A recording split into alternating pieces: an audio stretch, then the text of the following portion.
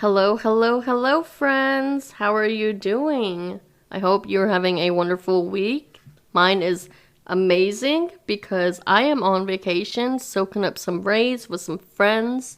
Last week was finals week. I had one final exam and 3 papers, and I got everything done by Wednesday, which is one heck of an accomplishment. So I'm going to dip my toes into the sand and enjoy myself for the week because next week I have to jump right back into the fall semester, to which I am taking 5 classes. Yeah, I'm gonna be busy. So what have you guys been up to?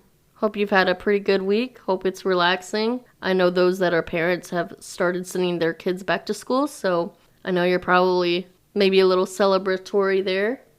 Well, today we're going to go over factitious disorders. Now, there are 2 kinds of these, but they are better known as Munchausen syndrome or Munchausen by proxy syndrome. Ever heard of it? I'm your host, Katie Gonzalez, and you're listening to What the Psychology.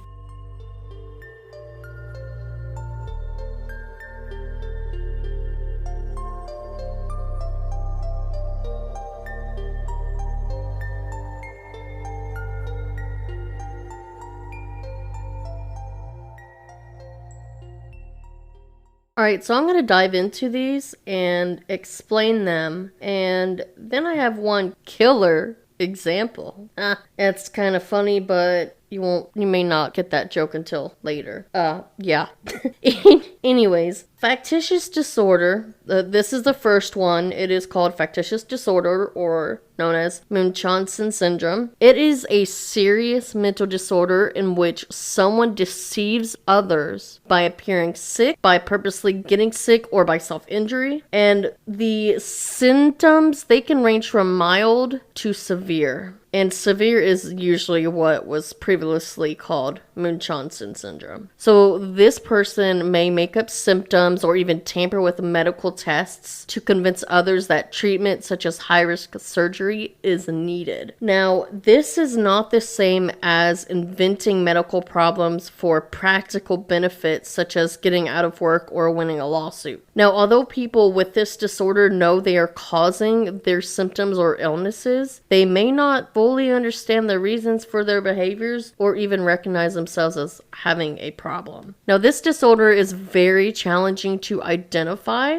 and it's hard to treat. However, medical and psychiatric help are critical for preventing serious injury and even death caused by the self-harm typical of this disorder. So now some symptoms. They involve mimicking or producing illness or injury, or exaggerating symptoms or impairment to deceive others. People with this disorder, they go to great lengths to hide their deception. So it may be difficult to even realize that their symptoms are actually part of a serious mental health disorder instead. They continue with the deception even without receiving any visible benefit or reward, or when faced with objective evidence that doesn't support their claim. So some symptoms can be clever and convincing medical or psychological problems. So they may have extensive knowledge of medical terms and diseases, vague or inconsistent symptoms, conditions that get worse for no apparent reason, conditions that don't respond as expected to standard therapies, seeking treatment from many different doctors or hospitals, which may include using a fake name, reluctance to allow doctors to talk to family or friends or to other healthcare professionals, frequent stays in the hospital, eagerness to have frequent testing or risky operations, many surgical scars or evidence of numerous procedures, having few visitors when hospitalized, and arguing with doctors and staff. So this is the first one, and so it's pretty much self-explanatory the way that I put it. It's a person who is just constantly seeking medical attention. They are constantly pretending to be ill, trying to seek medical care, making up things, and they may even harm themselves to make it look like they have these conditions. Now, the second one is, I'm not going to say they're both not criminal, because I would say they're both criminal in the sense of you're using fraud and you're using medical resources and things and you're taking care away from other people that need it. But the second one I would say is even more so criminal because this one is called factitious disorder imposed on another, or it was previously known as Munchausen syndrome by proxy. So this is when someone falsely claims that another person has physical or psychological signs or symptoms of illness or causes injury or disease in another person with the intention of deceiving others.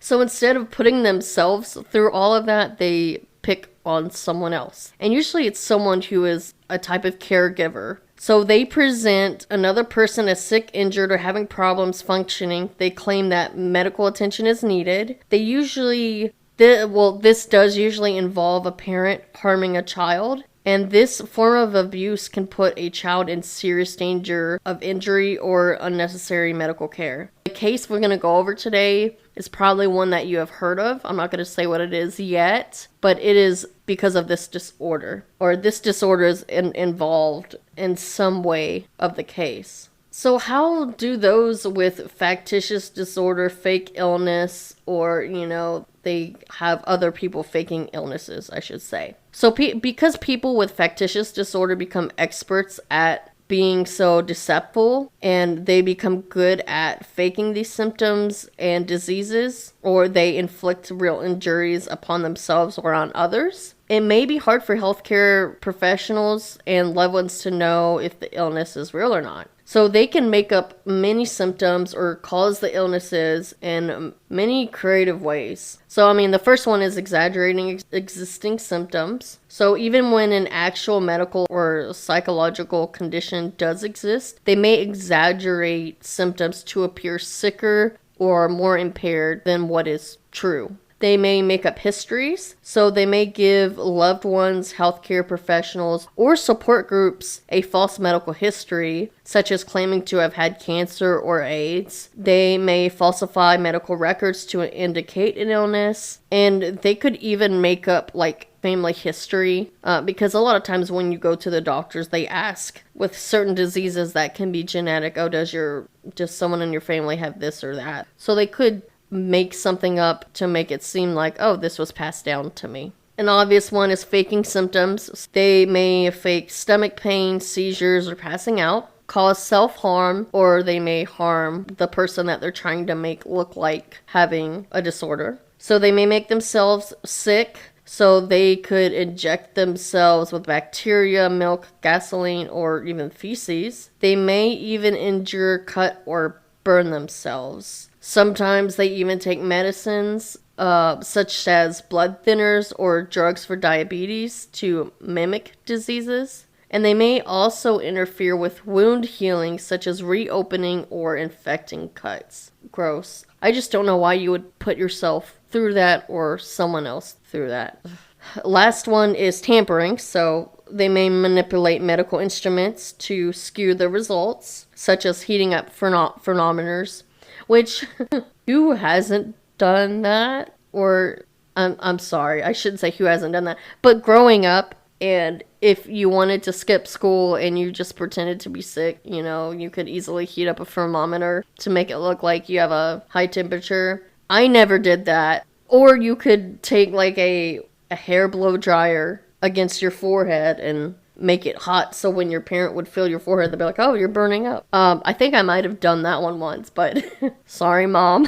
Anyways, I digress. But this is serious manipulation to trick medical professionals and not your mom to stay home. So they may also tamper with lab tests, such as contaminating their urine samples with blood or other substances to get different results or inconclusive results. When to see a doctor? So these people, they may be very well aware of the risk of injury or even death as a result of self-harm or the treatment they seek. And this can also go with them doing this to another person, but they can't control their behaviors and they're unlikely to seek help for the mental disorder. Now, even when they're confronted with objective proof such as a videotape that they were causing an illness or that they were making up results or that they were being deceptive in some way, they often deny it and they will refuse psychiatric help. I guess if you ever run into this issue, it may help to attempt a gentle conversation about your concerns, trying to avoid anger, judgment, or confrontation. Also trying to reinforce and encourage more healthy, productive activities rather than focusing on dysfunctional beliefs and behaviors. So offering support and caring, and if necessary, help in finding treatment. Now, causes. The causes of these diseases are unknown. However, the disorder may be caused by a combination of psychological factors and stressful life experiences. So there are several risk factors that may increase developing disorder. And so childhood trauma such as emotional, physical, or sexual abuse, having a serious illness during childhood, loss of a loved one through death, illness, or abandonment, past experiences during a time of sickness and the attention it brought, a poor sense of identity or self-esteem, having a personality disorder, having depression, desire to be associated with doctors or medical centers, and work in the healthcare field because I guess they know more knowledge, so they could, if someone had this disorder, they would know the terminology better. Now, the good thing is factitious disorders, they are considered rare, but it's not known how many people have the disorder because, like we said, these people, they don't think they have a problem at all. They don't seek help for the problem. Most people, they use fake names to avoid detection. Some visit different hospitals or doctors. Some are never identified. So this can make it very difficult to get a reliable estimate. So people with this disorder, they're pretty much willing to risk their lives to be seen as sick. And usually they are associated with having other mental disorders as well. And so they may face other complications. So they could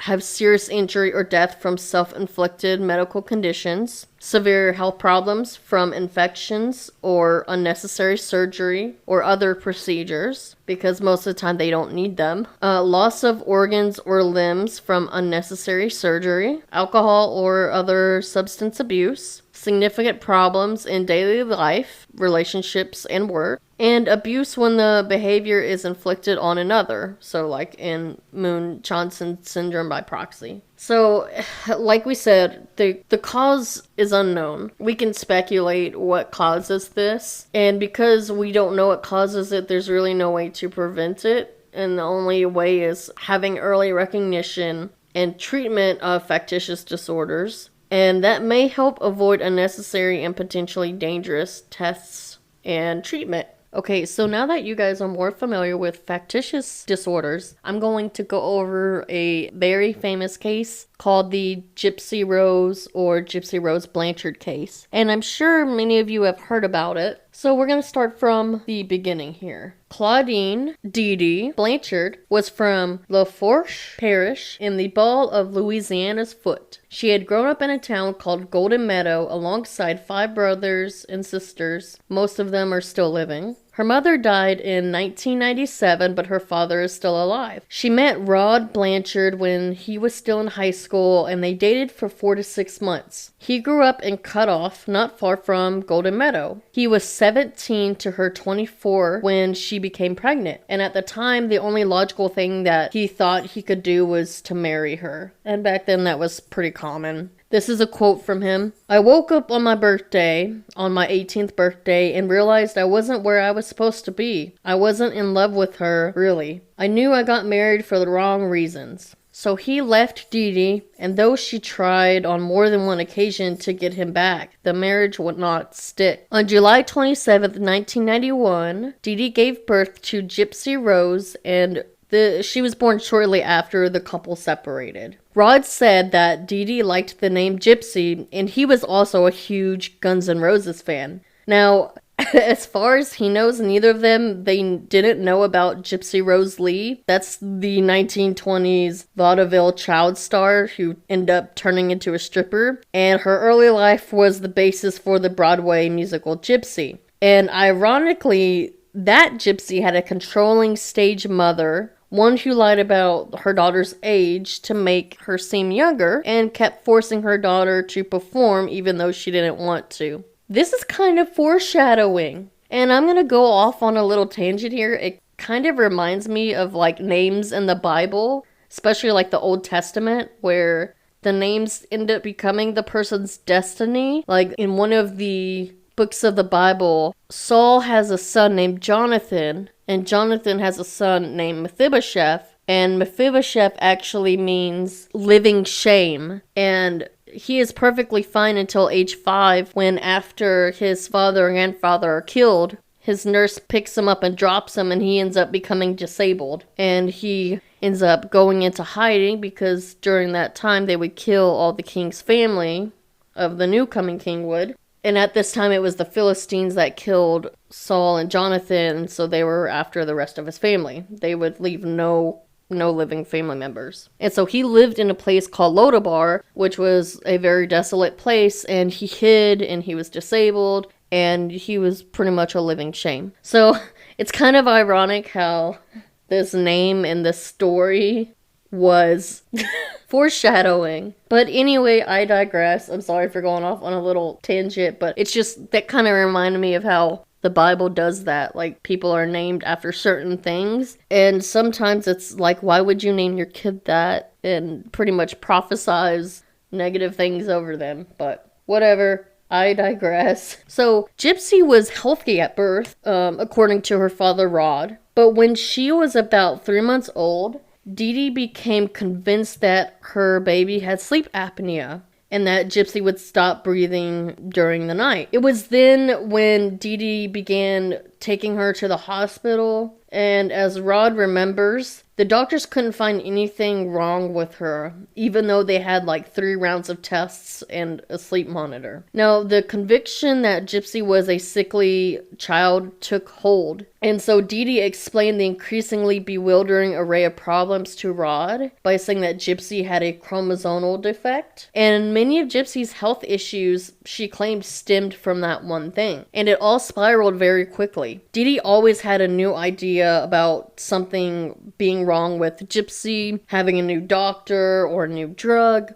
And the thing is, she once worked as a nurse's aide, so she had a knack for remembering medical terminology and spinning it back. And remember what I said earlier about people with Munchausen's syndrome by proxy. Sometimes they have a medical background because they know this terminology better and they can pull off convincing others of themselves or others being sick. So the information overload acted as a kind of wall around the mom and the daughter. And it always seemed like Dee Dee had things under control. She knew so much, and she was never troubled by questions. She always had an answer, and she could accurately describe the symptoms that Gypsy, quote-unquote, had. So Rod, Gypsy's father, he eventually remarried and had 2 children. They lived in the Arab cutoff where he grew up, which isn't far from Golden Meadow. Him and his new wife, Christy, they saw Gypsy often over the first 10 years of her life. And they have pictures from various happy family outings right up until 2004. They even remember going to the Special Olympics and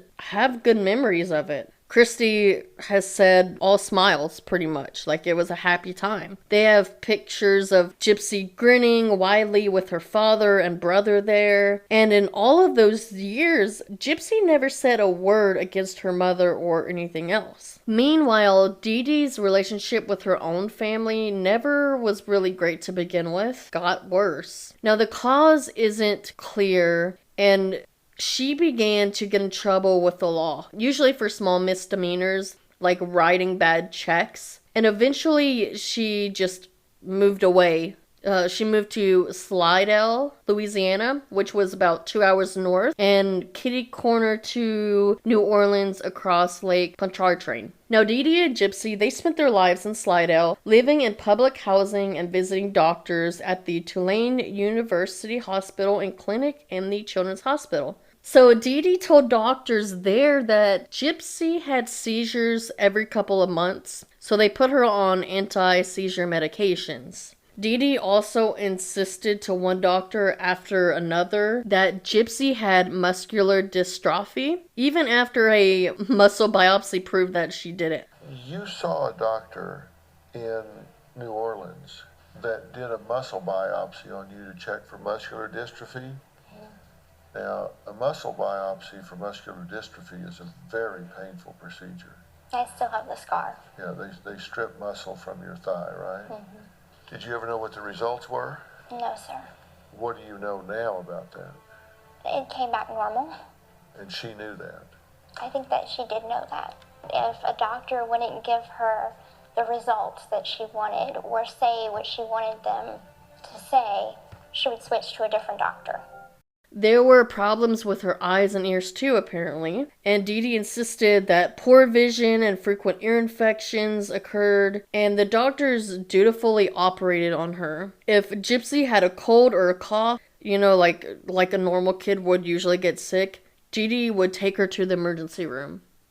So now in 2005, Hurricane Katrina hit Slidell, and the power was off for weeks. And so the pair turned up in a special needs shelter in Covington, Louisiana, with pictures of their old apartment in rubble. She told the shelter staff that she didn't have Gypsy's medical records with her because they were destroyed in the flood. Now, one of the doctors at the shelter, Janet Jordan, she was from the Ozarks. She was charmed by Gypsy in the shelter. And here's a little quote. "When I first met her, I had to cry a little bit, and she goes, 'It's okay, you're human.'" She told this to a local news station in 2005. She suggested that they should move to Missouri. So the story of a mother and disabled daughter left without anything proved irresistible to local press. It worked on charities too. Dee Dee and Gypsy, they were airlifted to Missouri in September 2005, where they rented a house in Aurora. They lived there until the Habitat for Humanity house on West Volunteer Way in March 2008 was built. So Dee Dee claimed to be a victim of Hurricane Katrina, and so her and Gypsy received assistance to relocate from Louisiana to Missouri. There they continued to bring Gypsy to doctor's appointments, and the hurricane provided her to use the excuse that her medical records were missing. Now, their house, like everyone else around them,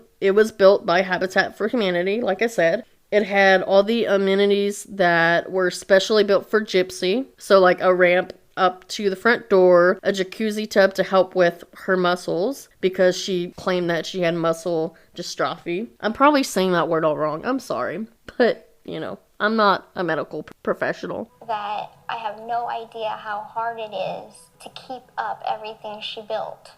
Did you understand that you being sick was necessary to keep up what she built? Because you got a house from Habitat for Humanity, you got donations, you got different things from people for being sick. So that was a source of income for her, right? It was, yes. And I had no idea that I was a part of that.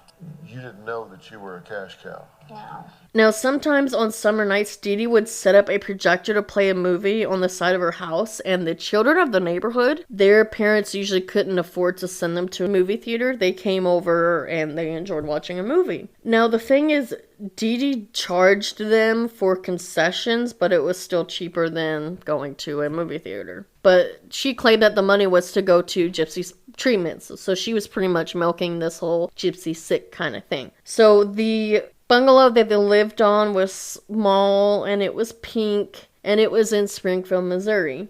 Now, Springfield, Missouri is a nice little town. It's not far from Branson. And my husband and I, we actually went to Branson on our first year anniversary, and we enjoyed it so much. But we had to drive through Springfield to get there. It's a nice town. There's a lot to do there. You're really close to the Ozark Mountains. It's a nice, pretty sight. So now the neighbors, they really liked them, not only because of having the kids over and having the movies and whatnot. They described them as sweet.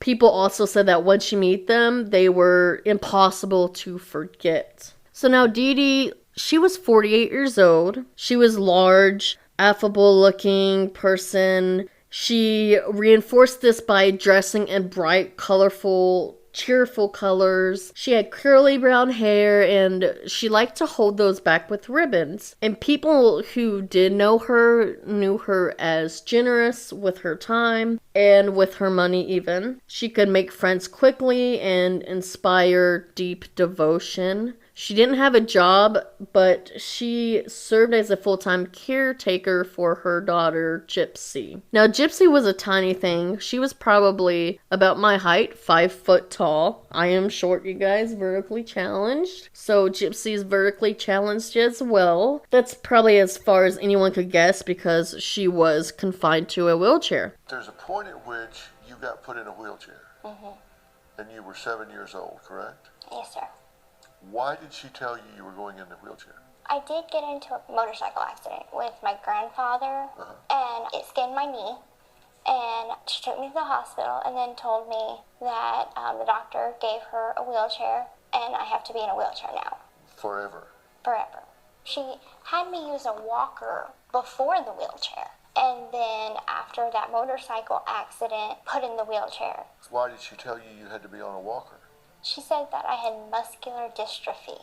But did you feel any different the day before you got the walker than the day you did have the walker? No, sir. You were able to run around. Pretty much, yes. And would you forget to get it and run into the kitchen? There would be times that I'd forget to grab it and then go to walk.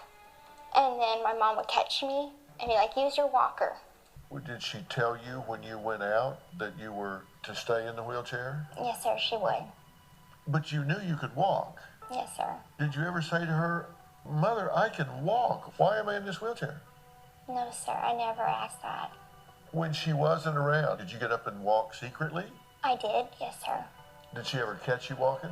She did a couple times. Her round face was overwhelmed by a pair of owlish glasses. She was pale and skinny, and her teeth were crumbling and painful. She did have a feeding tube. Sometimes her mom would drag an oxygen tank around with them, a nasal cannula looped around Gypsy's small ears. And, you know, if you asked Dee Dee about her daughter's diagnosis, she would reel off a long list of conditions. Chromosomal defects, muscular dystrophy, epilepsy, severe asthma, sleep apnea, eye problems, yada yada. Kind of sounds like me, you guys.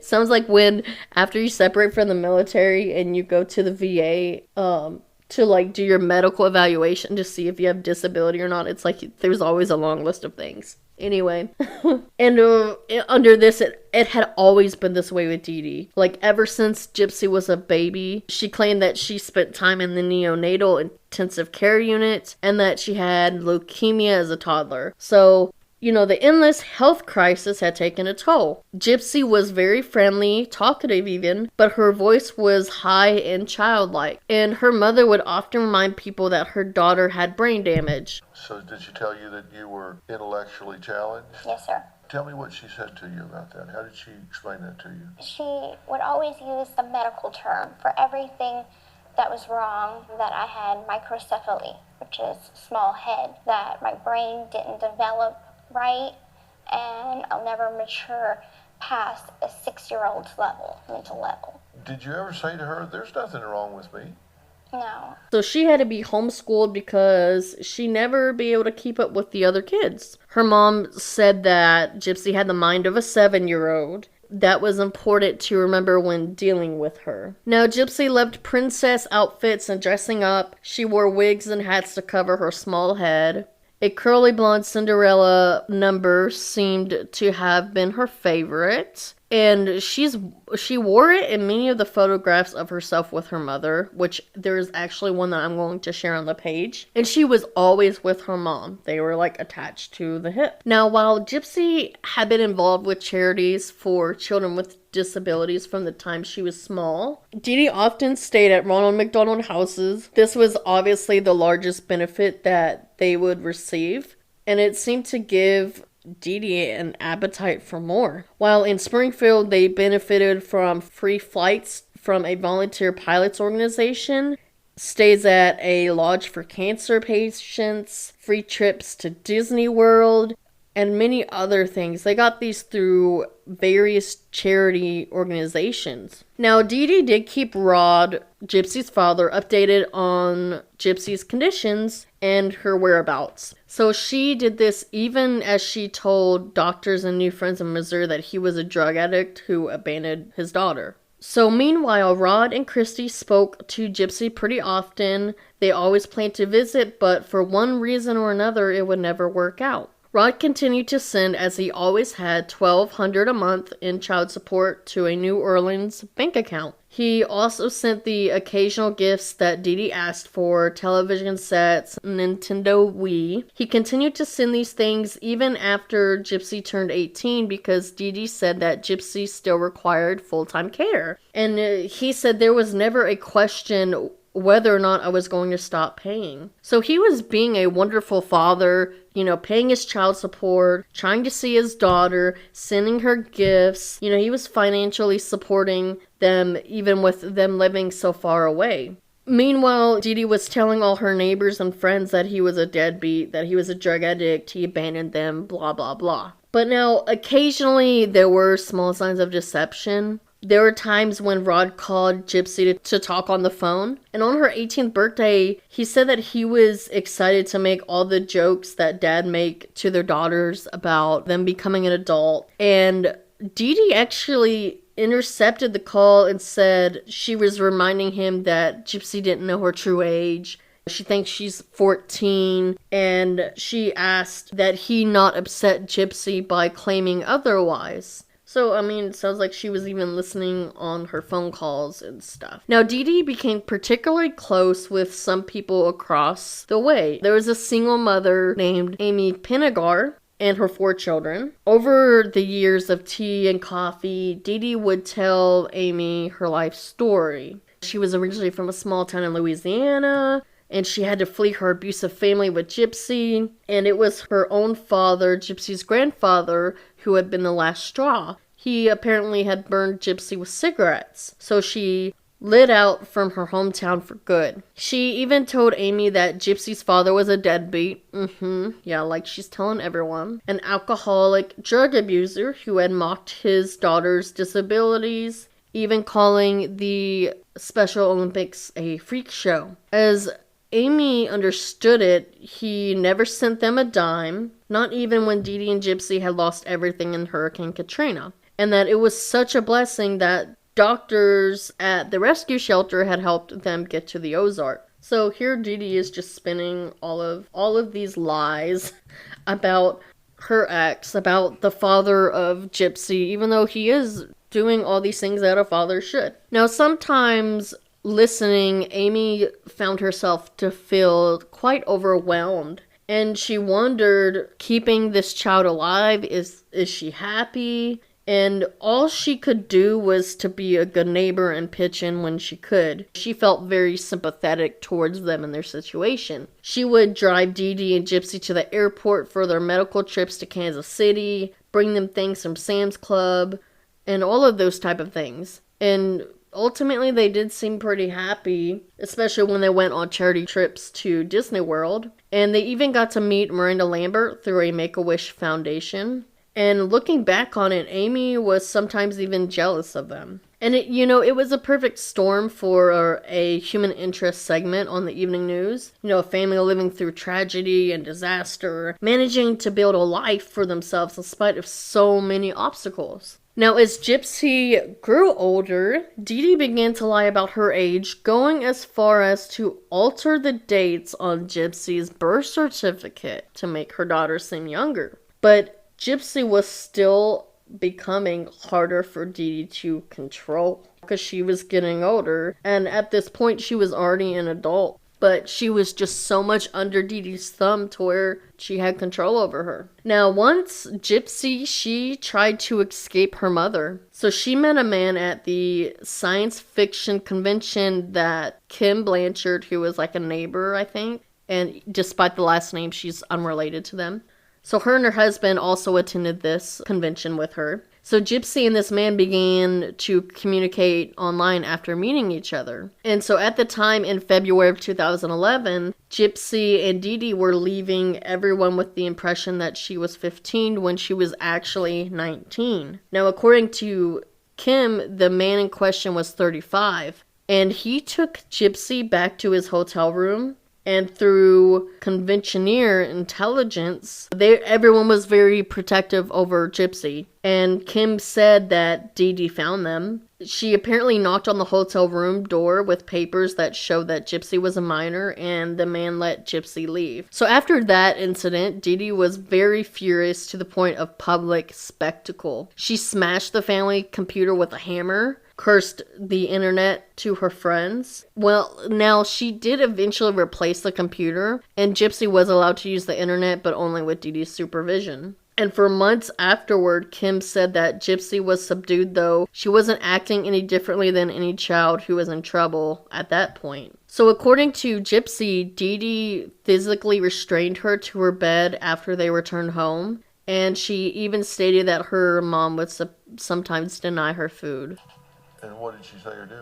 She got so upset with me, she would punish me so bad. Like, she started hitting me with a coat hanger and telling me all kinds of mean things.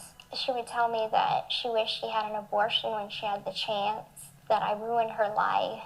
She had no reason to believe that her life would change until apparently Gypsy eventually managed to get back online. So she joined a Christian dating site where she had met a man named Nick Gaudijan. She mostly used the internet late at night when her mother was asleep. And Nick, she said, was the first person who had offered her real protection, and she believed him. Now, Aaliyah, she was Amy Pennegar's daughter. She was 23 years old, and she worked as a medical claims investigator, which is kind of ironic.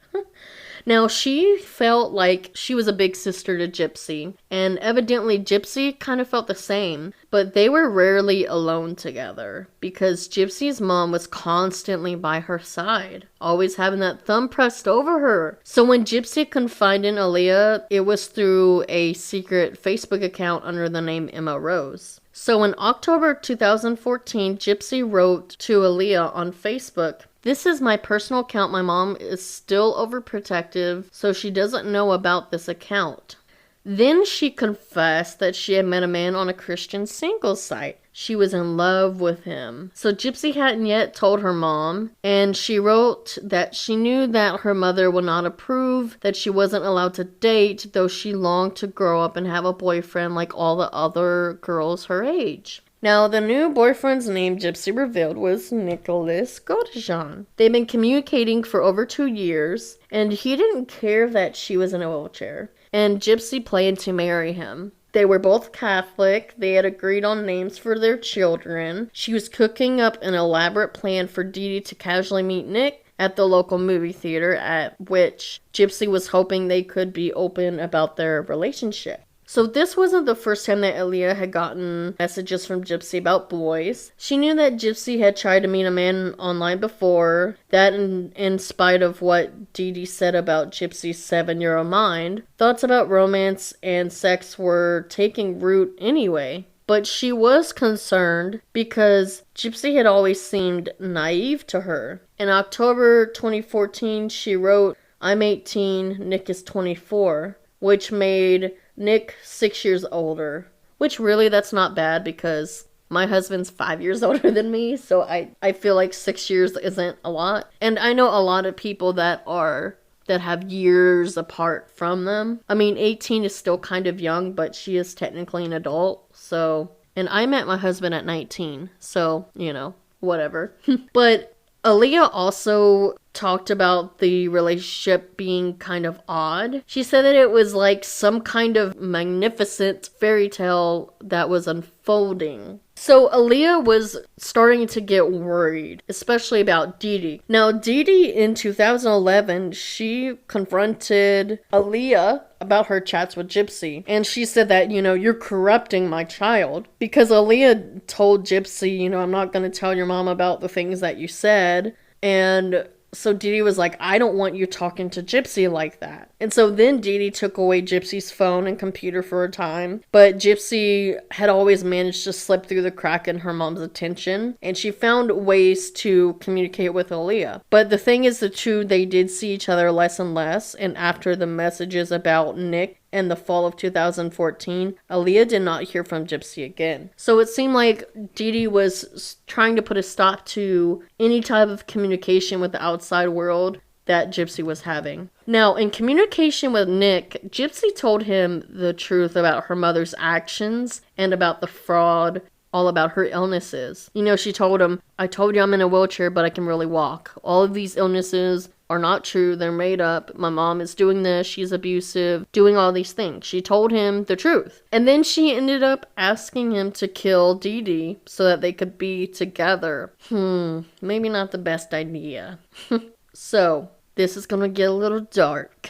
In June 2015, Nick came to Springfield and waited. He arrived while Gypsy and her mother were away at a doctor's appointment. After they had returned home and Dee Dee had gone to sleep, he went to the Blanchard house. Gypsy allowed him in and allegedly gave him duct tape, gloves, and a knife with the understanding that he would use it to murder her mother, Dee Dee. Gypsy hid in the bathroom and covered her ears so that she would not hear what was going to happen. She didn't want to hear any screams, or she didn't want to hear the actions that Nick was going to take. Now, Nick stabbed Dee Dee 17 times in her back while she was asleep. Now, what took place next was really weird. Gypsy and Nick then got intimate in Gypsy's room. Then they took $4,000 in cash that Dee Dee had been keeping in the house, mostly from child support checks. And then they fled to a motel outside Springfield where they stayed for a few days while planning their next move.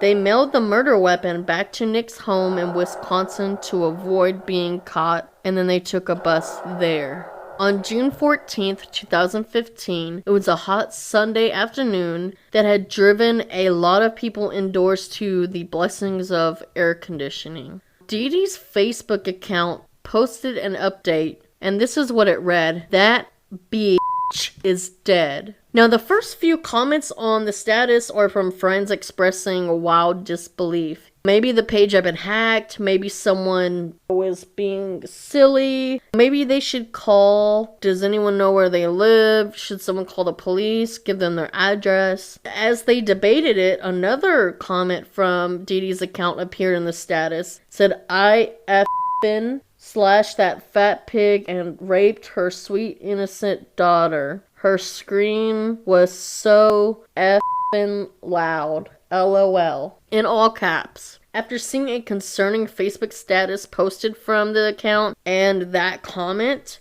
her friends suspected something was not right. Like, this was not like Dee Dee to post anything like this on her account. Like we said earlier, she was very cheerful and colorful, and this does not sound like anything that she would post. She was obviously hacked or something. When phone calls went unanswered, a lot of her friends went to her house because they were concerned. Now, Kim Blanchard, who lived nearby, she was one of the first to react. So now Kim called Dee Dee's number again and again and again, and there was no answer. And then Kim's husband, David, he suggested that they drive over to the house just to make sure everything was all right. When they arrived, there were a crowd of worried neighbors who were already gathering there. And Dee Dee and Gypsy, they sometimes had been unreachable before when they were off to medical appointments and those type of things. And sometimes they just wouldn't tell anyone. Knocking on the doors brought no response. But everyone found it suspicious that Dee Dee's new Nissan Cube van was still there. That van was used to transport Gypsy around in her wheelchair, and it was still parked in the driveway. So they kept knocking, no one answered the door, so they decided to call 911. They reported that Dee Dee might have fallen victim to foul play, and possibly even Gypsy. Like, at this point, like, no one's responding. There was this crazy Facebook post. What's going on? The police, they actually were not allowed to enter the house without a warrant, but that actually didn't stop Kim's husband, David, from climbing through the window. And inside he saw nothing amiss. All the lights had been turned off, the air conditioning was on high, there were no signs of robbery or any struggle. And weird enough, all of Gypsy's wheelchairs were still in the house. And it was frightening to think how helpless she might be without them. And so they speculated that maybe both of them were abducted. Now at this point, the police, they began to take statements while they waited for a search warrant to be approved. Now Kim did relay information back to the Facebook post. Dee Dee's online friends and acquaintances began bombarding Kim with questions, and she answered them as best as she could, but the status was beginning to get shared around Missouri. Here's the thing, guys. I know everyone is very concerned. This is what Kim was writing on Facebook. We need to realize that whoever posted this can read all of this. Now, the search warrant did not come through until 10:45 p.m. Now, once the search warrant was approved, the police, they found Dee Dee's body in the bedroom, face down, lying on the bed in a pool of blood from stab wounds inflicted several days earlier. But there was no sign of Gypsy. So then at this point, they were just wondering, where's Gypsy? What the heck is going on? The next day, Kim, she organized a vigil and a GoFundMe account to take care of Dee Dee's funeral expenses and possibly even Gypsy's. Everyone feared the worst at this point. All of Gypsy's life, she had evoked protective responses on people. She was small and looked helpless. Many people could not understand why this had happened to her. You would prey on someone who had no defenses. And if you look at that Facebook post, it sounded like this person, they claimed to rape her and stuff. So even if Gypsy had not been harmed, but it was believed that she was, they believed she would be helpless without her wheelchair because all of her wheelchairs and her medications and support equipment, like her oxygen tanks and feeding tubes, were left in the house. Everyone was thinking she was possibly abducted. How was she going to survive? Dee Dee's sister had called Rod, Gypsy's father, and told him that Dee Dee was dead and Gypsy was missing. And so he called Christy, his wife, and he was sobbing in the middle of the workday. And he said, I was in hysterics thinking she got brought somewhere and was left to die. And if Gypsy was found, how could he take care of her when Dee Dee knew everything on how to take care of her? So he was deeply troubled, deeply concerned of, I hope they find her, but even if they do, how am I supposed to take care of her when now Dee Dee's dead and she knew how to care for her? And that was one thing that Rod commended Dee Dee for, was that she was an excellent caregiver for Gypsy, even though it was all fake, but he didn't know that. Meanwhile, the police were starting to sort things out. Now, remember Aaliyah, who spoke with Gypsy back and forth, who was kind of like an older sister? She was among those who were gathered on the Blanchard's lawn, and she approached police. There were a few things that she knew, and things that she thought might be helpful. So she told the police Gypsy had a secret online boyfriend, and she showed them the printouts and the messages that she had saved, which included his name. Because remember, they were going back and forth, and Gypsy was telling her all about Nick and that she was in love with him and they wanted to get married and all of these things. So now the police, they wrote down his name, and they also put a trace on the Facebook posts that were on Dee Dee's account. And lo and behold, the IP address was registered to a Nicholas John in Big Bend, Wisconsin. Say what? So on June 15th, the next day, a team of officers in Waukesha County, Wisconsin, were dispatched to Nick's house. The standoff was brief, and he quickly surrendered. At this point, everyone's thinking, well, maybe he and Gypsy ran away together, and maybe he just kidnapped her, but then they're wondering about the posts. Why did he say that she was raped? Was it a cover-up? All of these things. And they're also thinking all of Gypsy's medical equipment is left at home, so what the heck? Maybe he murdered her too? What's going on? But luckily enough, Gypsy was actually with him, and she was unharmed and in excellent health. Now, relief flooded everyone in Springfield, at least for a moment, because they were all concerned about Gypsy's well-being. In announcing the news, Greene County Sheriff Jim Arnott warned that things are not always what they appear. He warned this at a press conference the next morning. Now, the media in Springfield soon reported the truth about the Blanchards' lives. That Gypsy had never been sick, had always been able to walk, but her mother had made her pretend, and otherwise she used physical abuse to control her. The Blanchards scammed many different charities and lied to many different charities across the U.S., including churches and support groups. Dee Dee Blanchard was exaggerating her daughter's medical condition for financial gain.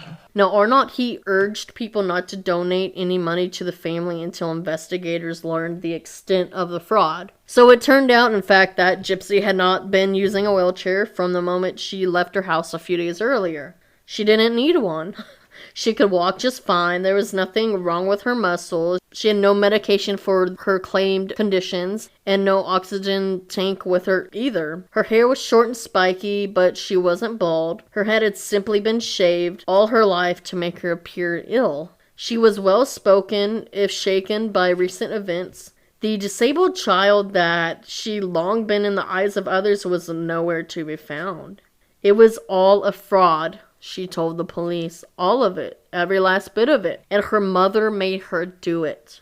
When investigators announced that she was actually an adult and was not suffering from any of the physical and mental issues that her mother claimed that she had, there was public outrage, but also some sympathy for Gypsy. Both Gypsy and Nick did surrender. They were taken into custody on charges of murder and felony armed criminal action, where they were soon extradited and held on a $1 million bond. Now, during the time where they stayed in the hotel after the murder, they were seen on security cameras at several local stores, and Gypsy said at some point she believed that they had managed to get away with the crime.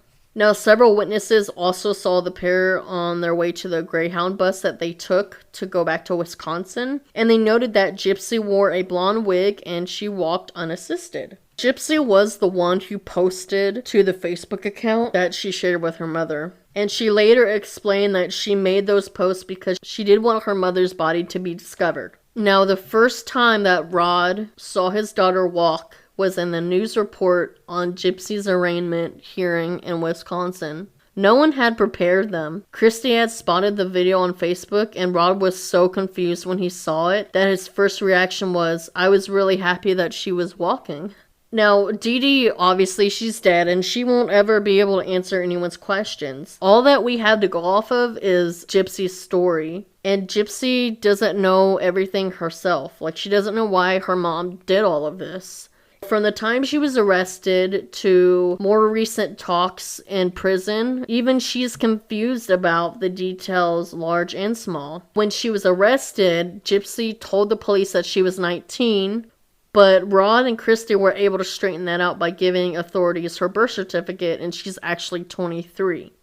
Under other circumstances, a tale of child abuse, as long and as involved as what Gypsy experienced, might have inspired public sympathy, but something about the fraud element deeply offended people. I mean, how could that not? Even those who hadn't known Gypsy or Dee Dee. Now, evidently, there are a lot of people who are worried that others who are sick and disabled don't deserve their generosity. So Facebook groups, they began to spring up. They splintered on whether Gypsy could be blamed, whether Rod and Christy were involved in some way. And these groups ballooned to over 10,000 members, some of them posting every day about the crime, voicing unfound theories about what had happened, etc.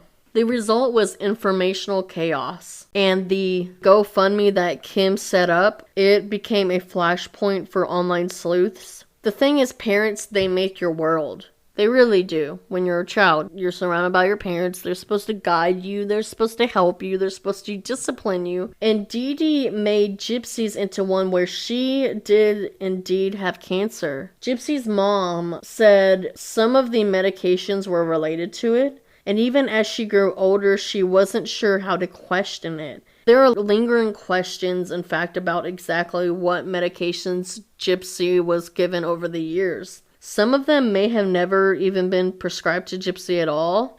It does pique my curiosity because I don't know all the names of the medications that I was on.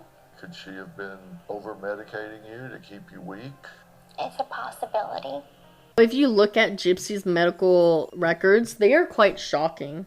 All the way back in 2001, doctors at Tulane University Hospital, they tested Gypsy for muscular dystrophy. Her test came back negative. In fact, all her scans from her brain and her spine were relatively clear. The records of all those tests actually did survive Hurricane Katrina. But, did he continue to insist, doctor after doctor, that she had the muscular dystrophy and that the medical records were destroyed? My mother told the doctors that I was mentally incompetent. Therefore, they thought, she won't know what she's talking about. She's got the mind of like a child.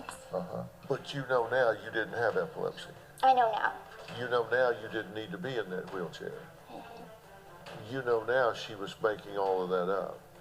But most of the doctors, from those records, they appeared that they just took what Dee Dee was saying at face value and they didn't probe. Instead, they proceeded to treat Gypsy for various problems. Some interventions were actually surgical as well. Gypsy's eye muscles were repeatedly operated on for alleged weakness. Tubes were put in her ears for alleged ear infections. She was given a feeding tube and ate very little by mouth, surviving on cans of the meal replacement Pediasure well into her 20s. After you went in the wheelchair, you had a feeding tube inserted. Yes, sir. Did she tell you why? My mother told the doctors that I couldn't eat, so they put a permanent feeding tube in.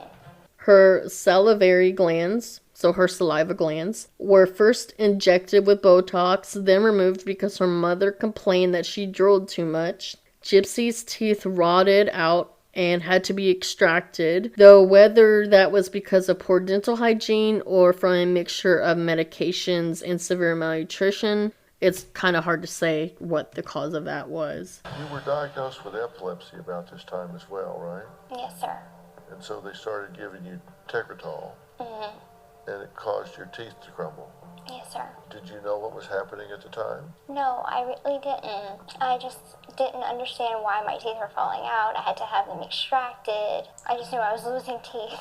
Dee Dee sometimes even gave Gypsy medication to mimic certain conditions. Looking back, are you suspect as to what she might have been putting in that tube? Could she have been poisoning you in some way to keep you sickly? She was very charming and seemed devoted to her daughter. And when Gypsy was old enough to talk, Dee Dee instructed her not to volunteer any information during her appointments. And she was always the one relaying Gypsy's medical history. When you went to see doctors, did she tell you what to say? Did she tell you what not to say? She told me that I couldn't speak during a doctor's appointment, that it would just solely be her. She would tell me, sit in the wheelchair, play with your Barbie dolls, and let me talk and don't interrupt. And this continued on even into my 20s. And even at times, I guess she would be out in public with her and would hold her hand and squeeze her hand so she wouldn't talk. So now a diagnosis of Munchausen syndrome by proxy is attached to the perpetrator and not the victim. Because Dee Dee is dead, it's impossible to diagnose her. Well, they say that, but it's all the signs point there. But she didn't leave behind a diary or any other documentation of her intentions. But she did keep a binder of medical information in which she seemed to be sorting through the different information she would give to various doctors. But it's not unusual that even extended family members, and sometimes even immediate ones, to be totally unaware of the fakeness of these illnesses. Because the perpetrators are very intelligent people and they know how to manipulate. Now, Rod, Gypsy's father, is quoted to say, "I think Dee Dee's problem was that she started a web of lies and there was no escaping after. She got so wound up into it and it was like a tornado got started, and then once she was in so deep that there was no escaping. One lie had to cover another lie and had to cover another lie, and that was her way of life." For a while, it seemed like Gypsy in Nick's case would go to trial. The prosecutor declined to go for the death penalty, but both Gypsy and Nick were charged with first-degree murder. And as the investigation into the crime continued, it turned up that there were text messages between the two, and it appeared that they were discussing the plan of Dee Dee's death. There's a text that Nick sent to Gypsy. It said, "Honey, you forgot I am ruthless, and my hatred of her will force her to die. It's my evil side doing it. He won't mess up because he enjoys killing." Prosecutors also said that they found social media evidence of Gypsy directly asking Nick to kill her mom, though those were never made public. And documents from pre-trial discovery show him telling a friend about Gypsy's desire to murder her mom as early as May 2014. Nick referred to his evil side because he and Gypsy had constructed an elaborate online fantasy life, mostly through a jigsaw puzzle of Facebook accounts. So both him and Gypsy told police that he was the one that did the killing, and that while her mom was being murdered, she was in the other room listening. She claimed to cover her ears. Now, one of the taxi drivers who carted the pair around Springfield after the murder, they told interviewers that they thought that Gypsy was the ringleader. So Gypsy, her hair is now long, her skin is clear and healthy, she wears proper adult glasses, she's off all of her medications, and there have been no health problems in the time that she's been out of her mom's control. So now her voice is still high-pitched, though Gypsy, she does speak in long, beautiful sentences. She is sometimes so eloquent in conversation that it's hard to believe that anyone could have ever spoken with her and thought that she was slow. And she even has a rich vocabulary. She's eager to talk, barely able to contain herself when she gets started. She wants people to know that this wasn't a situation where a girl killed her mom to be with her boyfriend. This was a situation of a girl trying to escape abuse. I wish I wouldn't have done any of that. It's hard to see pictures of that house and the memory. And pictures of her in the wheelchair. Well, was it justice? No. She didn't deserve what happened. If anything, she just deserved to be where I am. And in prison, she was wanting to join all sorts of programs to help people. And she even claims to want to write a book to help others in her situation, which I read something about that might be coming out later this year, so we'll see. Now, about her mom, her opinions, they seem to waver. She said that the doctors thought that she was so devoted and caring. I think she would have been the perfect mom for someone that was actually sick, but I'm not sick. That there is the big difference. Now, she doesn't feel like she actively deceived anyone, and this is what she said: I feel like I was just as used as everyone else. She used me as a pawn. I was in the dark about it. The only thing I knew was that I could walk and that I could eat. As for everything else, well, she shaved my hair off, and she say it's gonna fall out anyway, so let's keep it nice and neat. She said that her mom told her that she had cancer too, and would tell her that her medication was cancer medication, and she just accepted it. Gypsy said, I was afraid that we were going to get in trouble. The line between right and wrong was kind of blurred, because that's the way I was taught. I just grew up that way. When I think about it now, I wish I would have reached out to somebody and told somebody before I told Nick, which was the guy that killed her mom. Did she warp your personality? Did she warp your mind? Did she warp your moral compass? In the beginning, yes. And through my life, yes. After Dee Dee's murder, many people who knew Gypsy, they wondered why she had gone as far as to kill her, or, have someone kill her. Since she could walk, she could simply just expose Dee Dee's lies by simply standing up in public, like, oh, here I am.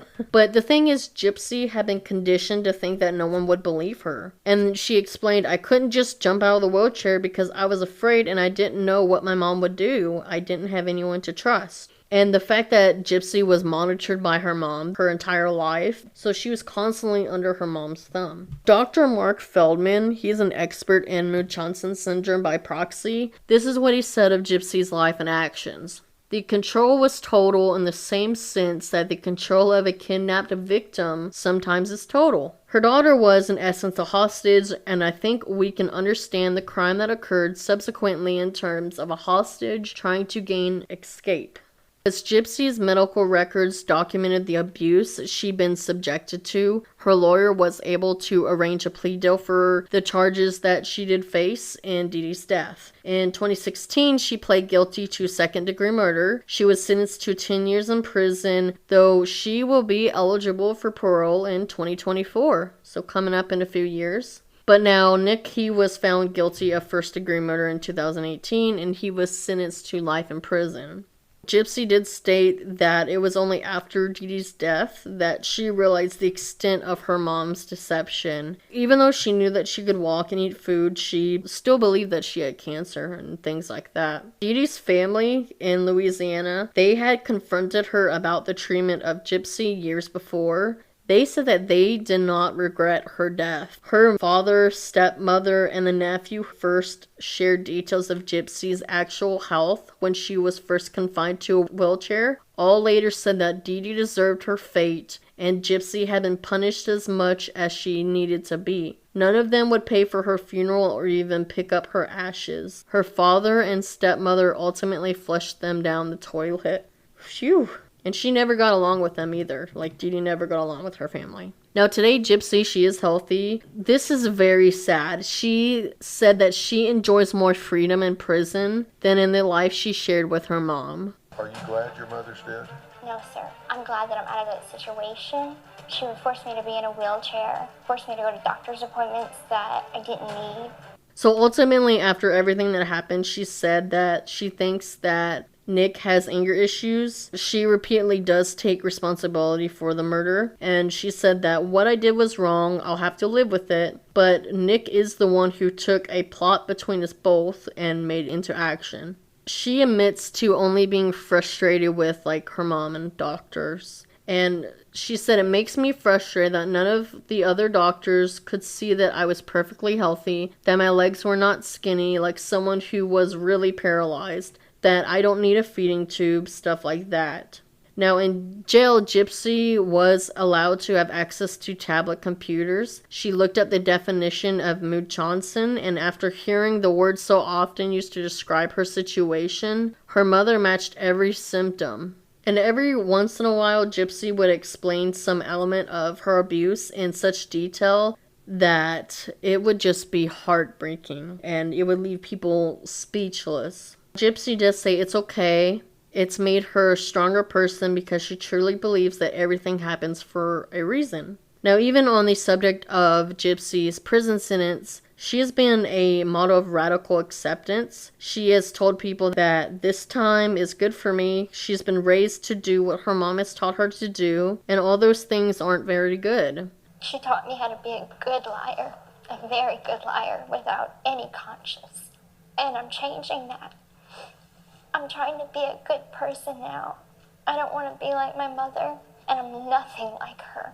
As far as Nick, he is in jail for life. I don't really know what their situation is. I know he said that the best time of his life was the time he spent with Gypsy, but I think that's that. So yeah, what do you think? If you were in her shoes, how do you think you would have handled this? Just something to think about. So that's Factitious Disorders. What one heck of a case, right? Enjoy the rest of your week. I'm going to enjoy being on the beach. So, yeah. I am your host, Katie Gonzalez, and you've been listening to What the Psychology. Stay psyched, y'all.